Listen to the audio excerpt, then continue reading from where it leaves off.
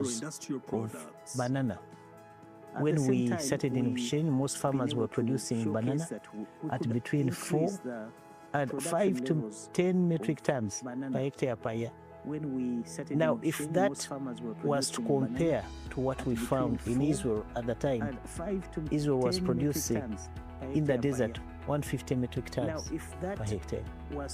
So our scientists, after training, we came back and put in place the same model that Israel uses, and we've been able to progressively walk from the 5 to 10 to now close to 120.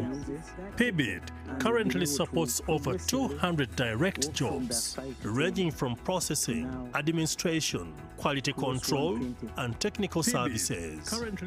In addition, more than 500 indirect jobs have been created through farmer networks, transportation, supply chains, and allied businesses linked to the banana production and processing. This institution has contributed to significant improvements in community life, including access to clean water, electricity, and organized markets for bananas. They are all connected to the grid. They are all connected to water. They are all, almost 60% of these farmers have got a permanent house. You find that almost 70% of these farmers can afford to have a mobility, electrical or a car or by border, you get it. And they all have a TV, you get it. I don't know which village is like that. I can assure you that I don't see any child in that village who doesn't go to school. I transect that village quite often because that's our workplace. But you hardly meet a child on the street because they are all viably integrated there. As President Yoweri Museveni takes oath today, it was his visionary leadership, guidance and support towards the presidential initiative on banana industrial development, PBID, mainly by turning it from a research idea into a government-backed agro-industrial program focused on value addition in bananas. Your Excellency, I stand here to represent progressive scientists in this country and say that we are proud of you because you've made science matter in this country. We pledge our loyalty in working with you as you transform this country to another level with science. Our loyalty in working with you as you transform this country. Uganda's agricultural transformation is central to the NRM's development agenda. The Minister of Agriculture, Did you know? Signing up as a DARIF affiliate is completely free. No fees, no upfront costs. Wherever you are, you'll find the tools you need. Get started without spending a cent. Joining is simple and designed to be effortless, so you can focus on growing your partnership. Join for free and become a DARIF partner today. And improve rural livelihoods, turning the NRM vision into sustained agricultural growth. This is the story of how Mayiv is turning the NRM vision into lasting agricultural growth. We've made it clear with the message of the President. This is the story of how Mayiv is turning the NRM vision into lasting agricultural growth. We made it clear with the message of the President. We see more plantation farming coming up. Oat farms of 100 acres, 50 acres.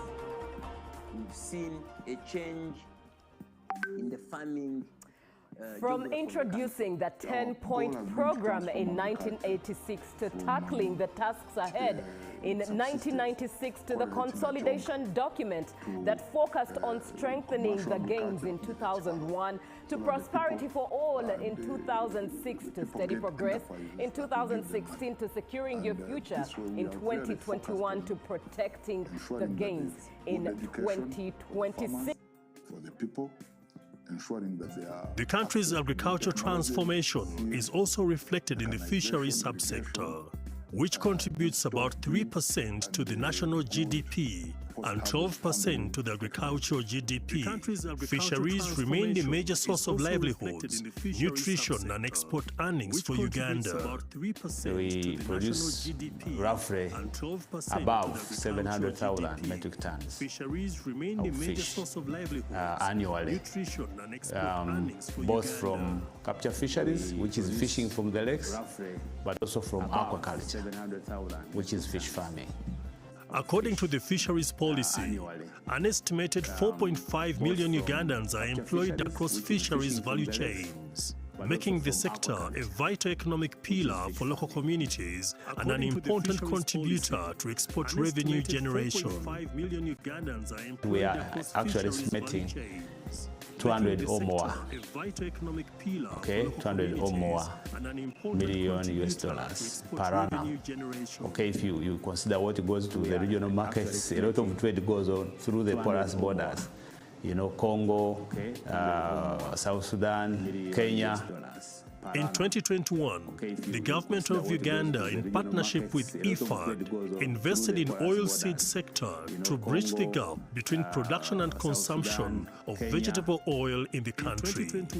The intervention focused on four major value chains: sunflower, groundnuts, soybeans, and sesame.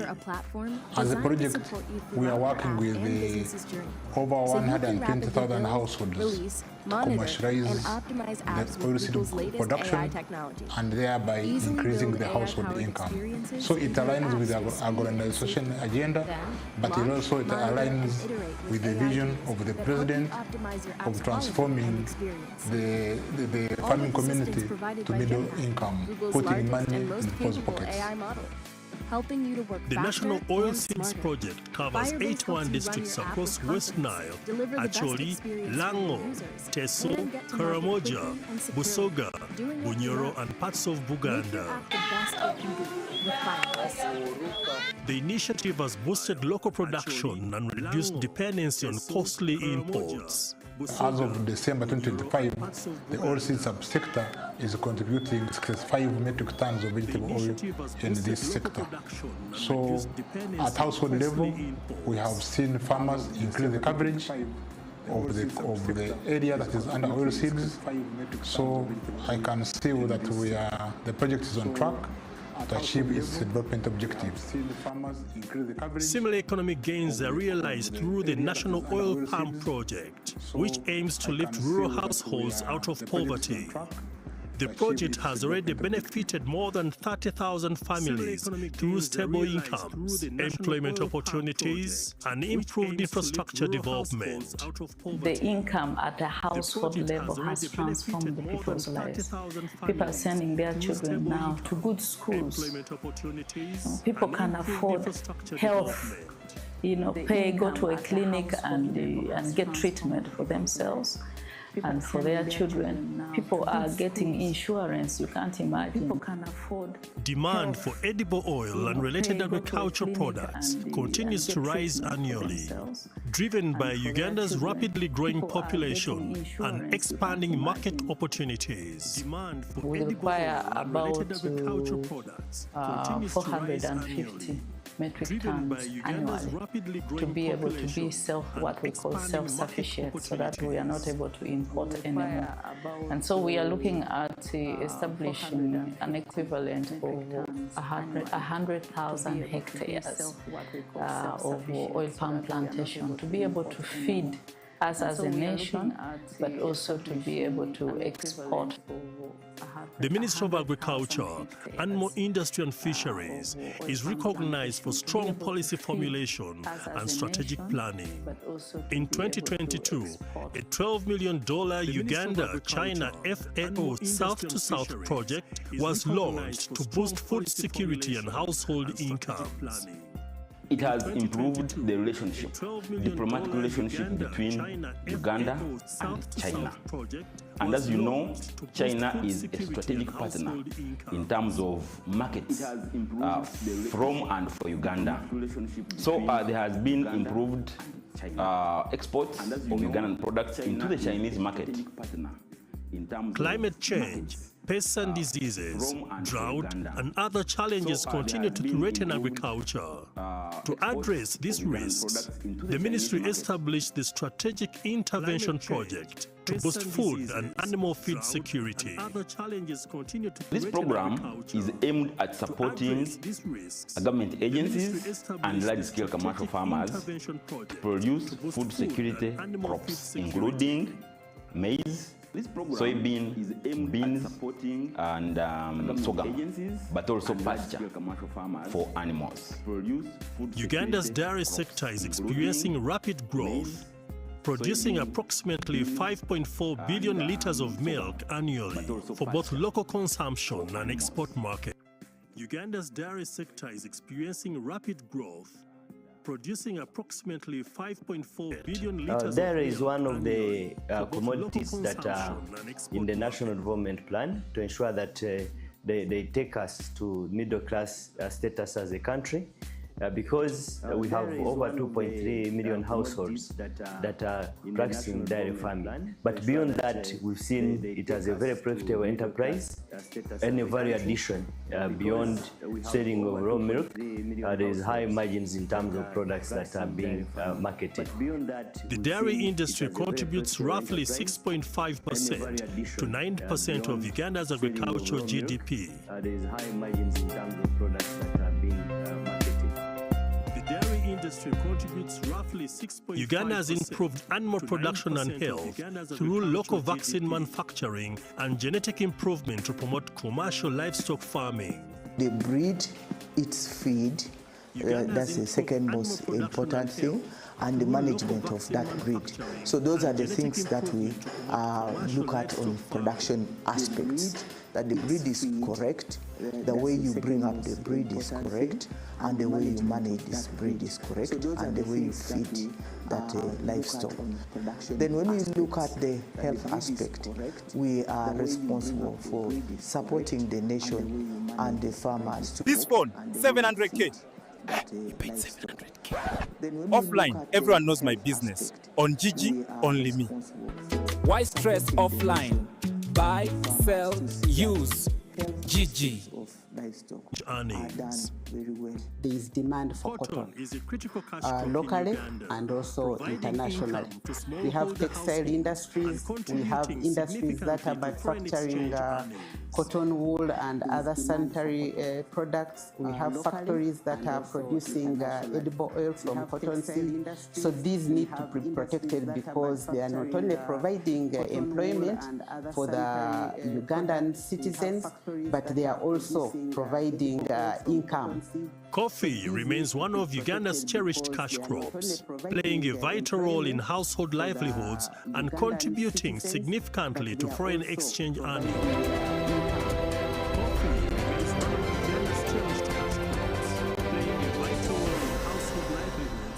Contributing significantly to foreign exchange earnings. Well, thank you so much for keeping it with us.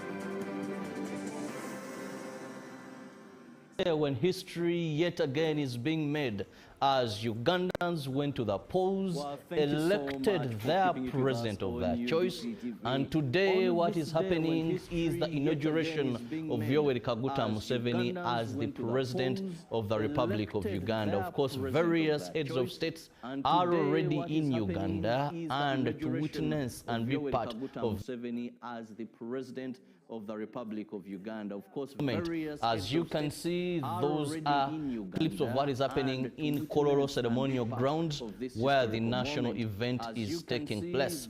And in studios, I'm not alone. I'm with Honorable Sebaru here, a man who has followed the history of Uganda. Also, when we talk about elective politics, 1996, Honorable Mike Sebaru was in the CA. That's the Constituent Assembly. And that was the journey to proper democracy in Uganda and elective democracy that we are talking about, where we saw a head of state. Now, Honorable Sebaru, democracy that we are talking people about. I'll be getting back to him shortly there, but of course we are seeing quite a number of dignitaries coming in, arriving at Kololo ceremonial grounds, and a number of presidents have been arriving already. We know that the president of South Sudan already arrived in the country. We know that the president of Somalia arrived in the country. We also know that we've had quite a number of prime ministers jetting into the country as of yesterday, early morning, and all these are going to be witnessing the 7th swearing in of President Yoweri Museveni. Now, this is a public holiday, just to let you know in case you've forgotten or you're not aware, and all government offices are not working. They are closed as Ugandans go to attend and be part of this historical moment. UBC TV, it is our mandate, and we are living to our promise, ensuring that even when you're not in Kololo, you follow events as they unfold. Now we know very well that there is a procedure that will be followed once the president is there, and then we will see finally instruments of power, his speech then, and of course now we'll be waiting to have the parliament in place, a new cabinet in place, and of course parliament has another interesting issue, the other side, which will be the voting or the electing of a speaker and the deputy. But today is a big day for the president, because without the fountain of honor, then all these cannot fall in place. We had a successful election, and thereafter, now today we are here to witness what is going to be happening. And I know many would wonder, what is the procedure like? Because I know a number of people that are in Kololo may wonder what is going to be happening. Now, I just want to take you briefly through the procedure of the day. What do we do as we are swearing in a new president? What is the order like? What are those things that must be put in place or must be there? The procedure in swearing in. One, the director of ceremony will take over, and then there we shall see the chairperson of the Electoral Commission coming in there, is invited by the director of ceremony. Then the chairperson Electoral Commission invites the president-elect to proceed to the swearing-in podium. Now, these are key events that must happen. The director of ceremony takes over, and then the chair, we'll see him invite the chairperson of the Electoral Commission, who will then invite the president-elect to come to the podium. Now, His Excellency, the President, proceeds to the swearing-in podium. These are procedures of swearing in. Then, once he's there, the chairperson, Electoral Commission, introduces the president-elect to the nation. So, Justice Simon Yabakama has a very critical role to play today. Justice Simon Yabakama. And then, after the chairperson of Electoral Commission invites His Lordship, the Chief Justice, to proceed to the swearing-in podium to administer the oath of allegiance and the oath to the swearing-in podium to administer the oath of allegiance and the oath of president to the elected president. Now here, if you listen very well, we have very important people here who must be part of the swearing-in ceremony. These include, one, the chairperson of the Electoral Commission. When you gotta go, go for Neptune, the softer two-ply tissue paper, available in plain white and colored. The Chief Justice must invite the President. Then His Lordship, the Chief Justice, the head, and then another person there is the head of public service and secretary to cabinet, and the chief registrar proceed to the swearing-in podium. Each of these people has a vital role to play. I see an arrival there. Well, as we continue with the procedure. Now, from there we have the chairperson of the Electoral Commission resumes his seat. Then the registrar presents the Bible and the oath of allegiance to the president-elect. So also the Bible must be there. because His Excellency is a Christian. If it was a Muslim state or a Muslim president-elect, then there we should have the Quran. But we have the Bible. Then the president-elect takes oath of allegiance. Then the chief registrar presents the oath of president to the president-elect. So these are must be done today.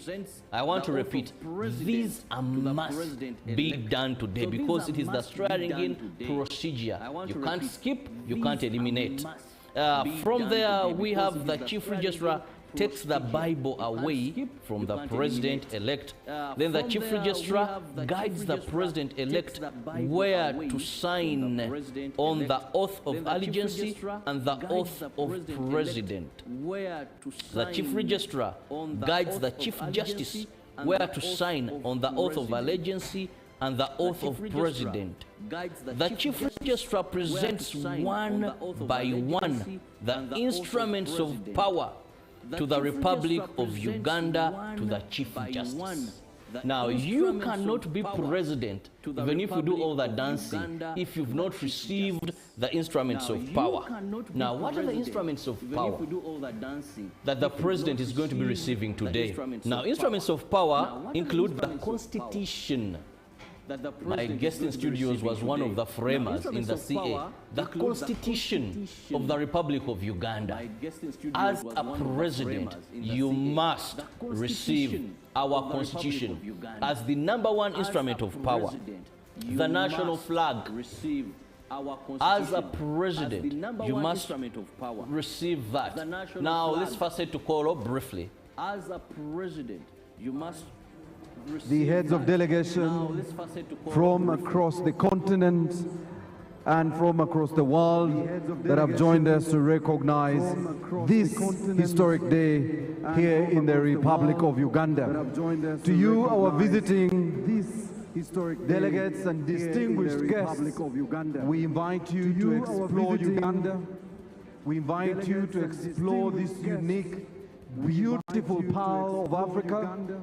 We invite you to continue looking at the screens across the entire Kololo ceremonial grounds that will highlight the flora and fauna of this, our beautiful country, as we welcome you to the power of Africa.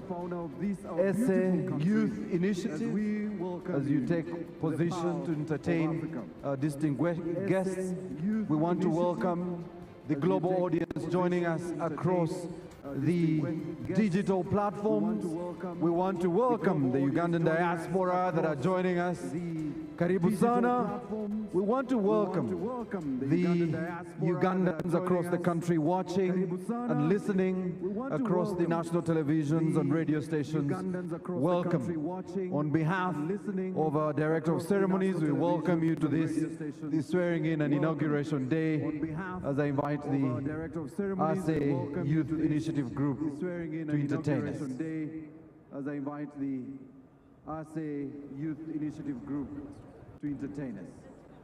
Happening there, and just on behalf of the Director of Ceremonies was our very own there, that is Morris Mugisha, but we are still looking at the instruments of power that definitely any person on such a day, a president-elect, must be handed over. Now we've looked at the Constitution, the national flag, then we have the presidential standard, that is flag. That is also another instrument of power that must be handed over to the president-elect to become president. Now we have the national anthem, then we have the national coat of arms and the public seal. Now another very important thing is the public seal there, because that is what verifies any very important document, that it has that and seen the possession of the president. Now from there, the Chief Justice hands over one by one the instruments of power of the Republic of Uganda to the President. Then the Chief of Defense Forces hands over the instruments of the national defense to His Excellency, the President and Commander-in-Chief of the Armed Forces. Now, for the first time, this is another interesting thing. We are going to see the CDF General Muhoozi Kainerugaba handing over instruments of power to President-elect Yoweri Museveni.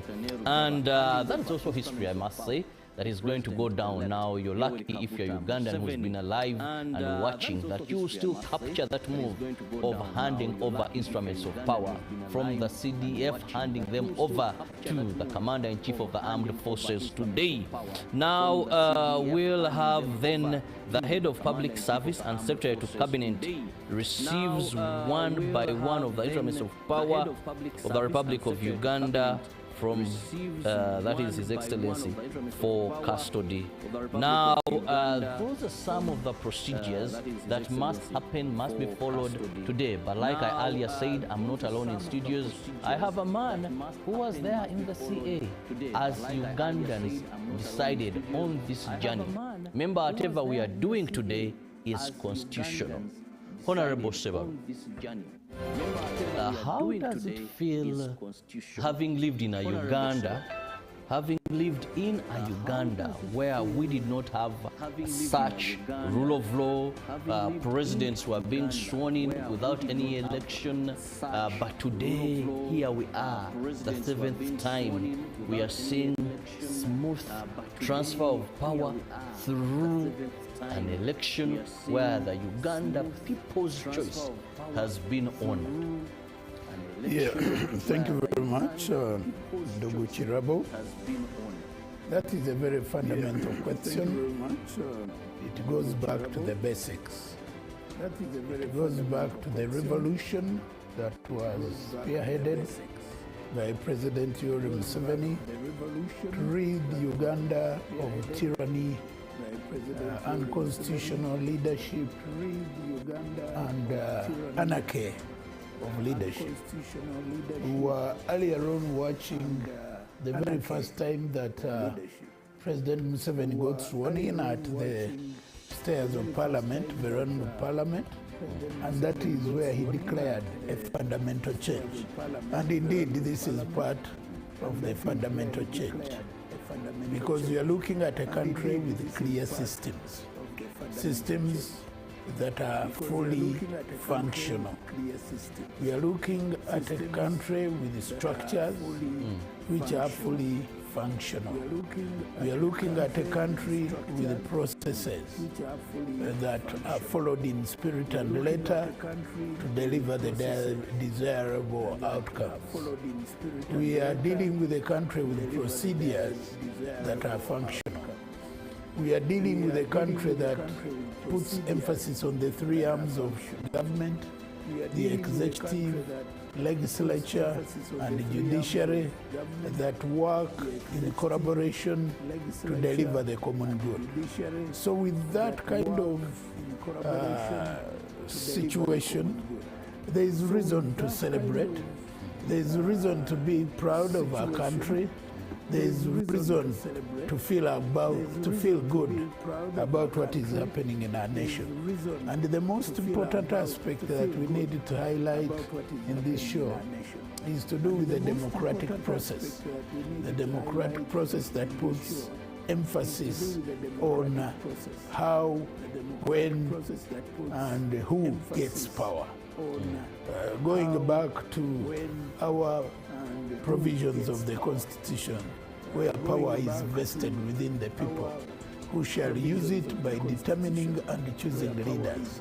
So what we are celebrating today is not a victory of President Museveni alone. It is the victory of the people. It is the victory of the Ugandans, who are using the power vested to them by the mother of all laws in the land, which is the Constitution, where they are given opportunity to choose a leader. And the leader that was chosen among many that offered themselves is Yoweri Museveni, and today is being sworn in to take charge of the affairs. Is being sworn in to take charge of the affairs of this country under a renewed mandate. Now head to Kololo.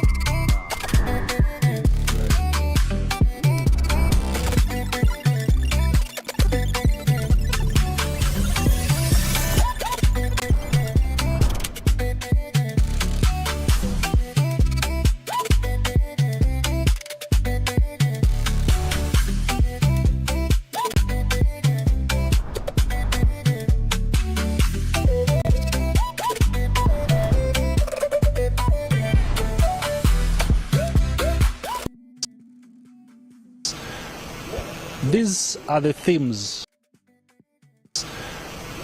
These are the themes probably that will be discussed tomorrow. This is what we shall hear from the speeches that will be taking place at the Kololo Independence Grounds. You started with the country, you have seen the NRM party symbol, that is the bus, and of course we are seeing the health sector. We await to see what else they are going to display. But for those who are watching the screens, you can see those green beeping lights. Those are the drones making patterns to ensure that they visibly draw what you're ably seeing into the spaces. Now, well, that's the map of Uganda still.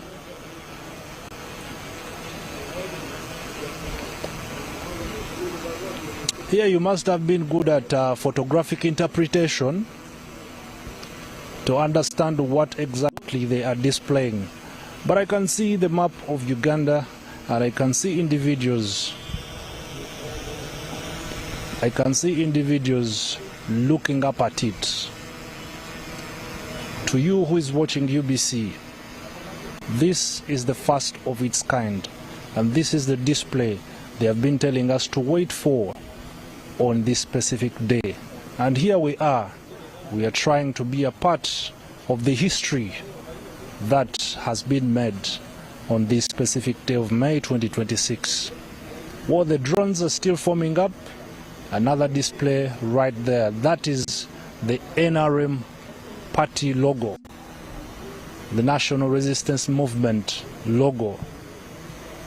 Before it was NRA, now the National Resistance Movement. That is the party's logo.